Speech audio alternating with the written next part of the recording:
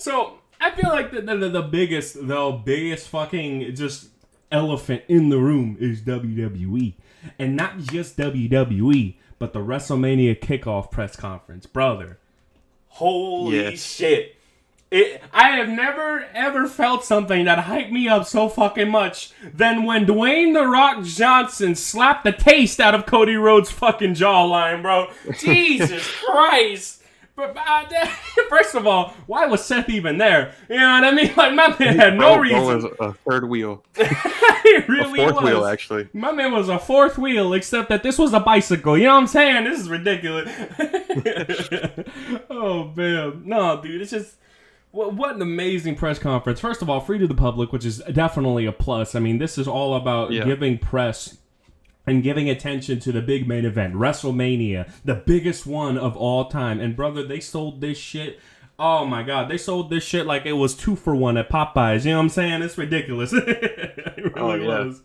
Let me. You knew they had something up their sleeve the whole fucking time. Oh, it was great. First of all, you know how offended I felt when Roman was like, "Oh, Cody, you lost your chance. You don't get to make the decision." I'm like, man, fuck you. He won the Royal Rumble. What do you mean? This wasn't in the rule book. The fuck, you know? And then when fucking, I'm gonna say, so The Rock came out, I'm like, no, don't tell me they're doing it. Don't tell me they're doing it. Please, no. Let me just make my opinions clear. I think it should be Cody Rhodes versus Roman at WrestleMania. I think that Dwayne "The Rock" Johnson just coming in and saying, hey, I'll fight you, is a fucking dumb move. Because one, yes, it will bring money, but that will be short-term gain. At the end of the day, we all know that Roman will demolish Dwayne in the ring. All right, I'm not saying that because of his ring prowess. I'm saying because scripting it makes no sense for Dwayne to win because he's less than a part-timer. He's a no-timer. You know what I'm saying? It just doesn't work. It just doesn't work. You shit on the entire WWE locker room if Dwayne beats Roman, and that's the truth. So we already know the result. So why have it? At least not now involving the championship. I would love to see that match in the future. But involving the championship is completely unnecessary, in my humble opinion. How do you feel about that? Yeah. Take it off Roman, and then do the feud between Roman and The Rock. WrestleMania 41. Let's go. Yeah, because, I mean, the thing is, right, Roman's been champion for going on 4 years now. Mm-hmm. And, you know, people still love Roman, but people are tired of him as champion, especially as a part-time champion. Of course. So you got to take the belt off him. Give it to someone who's more deserving, like Cody, and then, you know, you can still have... Roman will still be a big name and a big draw, even if he's not there all the time and even if he's not the champion. I mean, look at Brock Lesnar. They made it a big deal every time he came back. Oh, fuck because Bo only showed up like 3 times a year. And he was main eventing every time, you know? Exactly. So, like, Roman is literally on that level where he's a big name regardless. He doesn't need the belt. He doesn't need the belt anymore. He's become bigger than what the belt like can do for him, you know? That's true. That's very true. Have the belt, you know, lift someone else up. And 3.5 years of reign is more than enough build up. What is this? The fucking Undertaker streak? You know what I mean? Like, stop it. It's enough. Just being frank.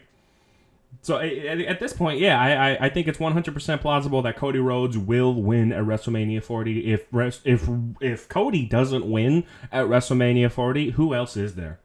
Seriously, I mean, yeah, it's like there's nobody else in that locker room that hasn't been whooped by Roman, and there is not a single person out of the roster that I think is plausible for them to come back.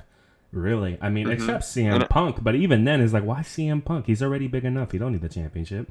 Yeah, and at this point, like, Roman would have to start fighting the NXT roster. And then if he demolishes all of them, he's going to have to start fighting the women's division. Like, brother, for real. Yo, Roman Reigns versus Nia Jax. That's the first one. We know this. Hell yeah. Jesus Christ. Nah, she ain't coming back. After what Randy did to her in that Royal Rumble, she ain't ever coming back. Fuck out of here. I mean, Nia Jax is part of the bloodline, technically. So. Watch out. Oh, that would be funny as fuck. If she came in, it's like, yeah, you needed a 5th member, right? I got you. Whoa, hold on, wait a minute. There are people that are wanting that to happen. Her and Tamina are both part of the same family tree. That would be crazy, actually. And then you have people who have to go against them. Didn't they stop doing, like, intergender wrestling? Isn't that something that they stopped? Yeah, fair. Yeah. I think, like, maybe China was probably one of the last ones like that did it like for real. Because like Nia Jax was in the men's Royal Rumble, but Mm-hmm. that wasn't like a singles match. Mm-hmm. I'm trying to think of like the last like singles intergender match. Well, not singles intergender match. I know that there were tag teams where they were doing like Braun Strowman and Alexa Oh, Bliss are you versus. talking about the mixed match Yeah, challenge? yeah, yeah, yeah, Yeah, that kind yeah, of thing. But like yeah. They can that, do a mixed tag team. they stopped that. They stopped doing that. I think because it was on like a separate. It was separate programming on Facebook, so they stopped doing that entirely. Anyway, we're getting off topic. Let's go back to the presser. So when it comes to the presser, brother, they really scheduled this as like an actual boxing presser, except that there were no tables. It was just them standing and talking shit. Yeah, And what I love I'm fine about with that. I'm 100% fine with that. And what I love about this, the main thing for me is that, brother, they blurred the lines perfectly. Let me just point this out, okay? The fact that The Rock is at TKO is not blinded by kayfabe, all right? Kayfabe is not blind to that fact, rather. Kayfabe knows damn well that The Rock is in TKO. So, hey, why don't we use that position as a way for The Rock to fuel all of that heel energy he's got right now, brother? It was mental seeing him at the end of that press conference walk up to Triple H and he's like, "You better fix this shit," and he was cursing. He was cursing. I was like, "Oh shit, this is real. This is real." It's like slap the fucking teeth out of his mouth. Like, "Oh, wow, wow." Yeah. He's like, "I understand The Rock is The Rock, and he's gonna say shit like that, but like on PG television, hey yo." No, that was. And then crazy, fucking bro. Roman got little cousin. Bro, I Roman was for just real. standing behind him. You're lucky we're here. You're lucky we're like, bro, here. you haven't done shit. Yeah, exactly, right? He just put his You haven't hands done down shit to the his whole press waist. conference. That's all he did. And then immediately when he slapped Cody had to be held back. He's like, bro, what the fuck? Yeah. Triple H was the first one to hold him back. Yeah, for real. It's like, no, this is counterproductive. We need you. Yep. You guys are worth way too much money. Yeah, we need you Stop. for WrestleMania. Yeah, for real. Calm down. Not at the free event. Not at the free event. Yeah. Oh man, and I love Seth Rollins how he was talking after. It's like, you can't just fucking do whatever you want. This is bullshit. You can't just do whatever you want. It's like, oh, I love that, and it was the perfect lead up to their promo on Raw. It was the perfect. Did you hear the last thing that Seth said before he walked off stage for the press conference too? He looked at The Rock and he said, "I don't give a shit if you're on the board." Yeah, I don't give a shit if you're on the board. This is bullshit. Yeah. And he fucked Like, damn. off.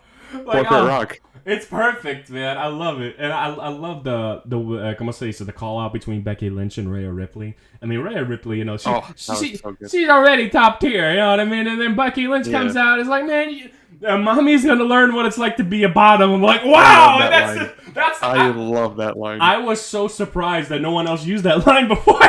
Yeah, right. I'm like, whoa, it was right there. We never grabbed it. That's crazy, you know. Yeah, and she delivered it so perfectly too. Like it fits her so well. It was great, and brother, between and if that, I'm gonna say if that match actually happens, like, bro, what do you? Well, I think it is, right? It's official because Elimination Chamber is for what's her name?